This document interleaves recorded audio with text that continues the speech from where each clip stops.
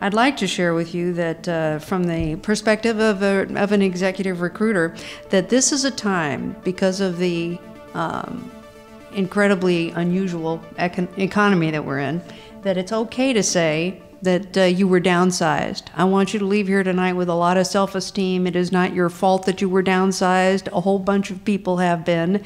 And so we recruiters listen to people who say, you know, I'm in transition now, I was downsized. You don't have to say I was fired or got the axe. You don't even have to say laid off. Downsized is a euphemism, but it kind of says the whole thing. And now, since so many people are, it doesn't have to be something that you are awkward about or embarrassed about. So I'm looking for, and you think of it as taking this opportunity, which was handed to you on a platter, to really define where you want to work and what you want to do from here forward, which is a marvelous freedom, even though hopefully it's not going to take more than 3 to 6 months of your hard-earned savings to find your next gig. Never relax. I know people don't like to hear that, but never relax or take anything for granted. As long as you work for someone else, and frankly, even when you work for yourself, you can never sit back and just kind of go, okay, phew, I'm here. You know, unless you have a trust fund or, you know, you win the lottery, of course. But you can't ever sit back and just assume that, okay, this is what I'm doing today, so it's what I'm going to be doing a year from now, and this company's going to stay the same, and they're never going to sell, they're never going to be acquired, they're never going to go out of business. You can't ever really sit back and relax, but that's okay. It keeps it interesting, right? It keeps you kind of going every day. So I tell people, always be looking. You may be completely happy in your current job. You should never stop looking. Take the meeting, go to lunch. You know, the whole treat every conversation as an interview, it's true. Every interaction you have, people talk and people share. Facebook does not give you a brand. It is a way to communicate your brand. Before you get to that, you need a brand.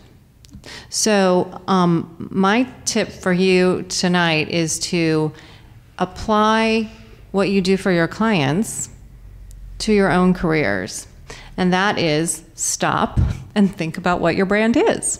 Think about what you stand for, what are your values, not just what you do. I'm a PR person. Well, so you're like everybody else in the room.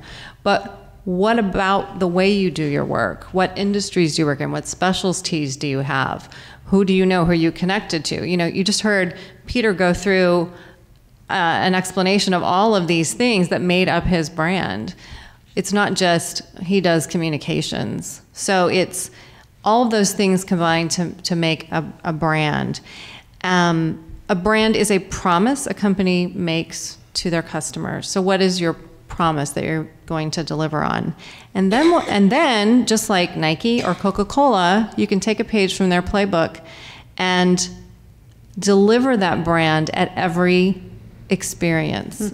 I treated every conversation I had with JP Morgan as an interview.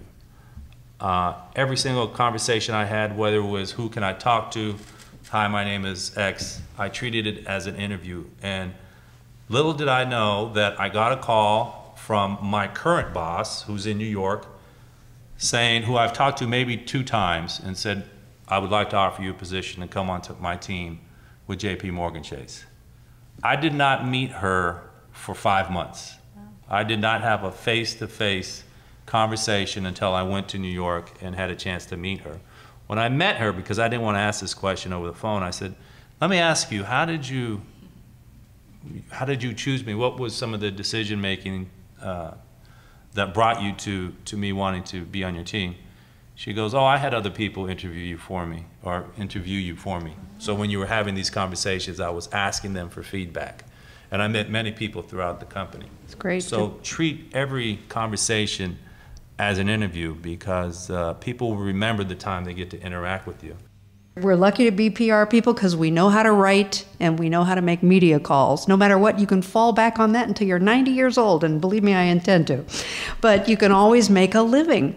Consequently, you can always help a nonprofit organization by writing news releases that they all desperately need, and make sure that your product, your release that you created, is seen by the members of the board of directors. In fact, interview the board of directors in order to make sure that you're including their quotes, and they say, oh, that's a PR person. You can go out and start working right now If you happen to be out of work and sitting at home thinking, what am I going to do? Start working for those nonprofits for free.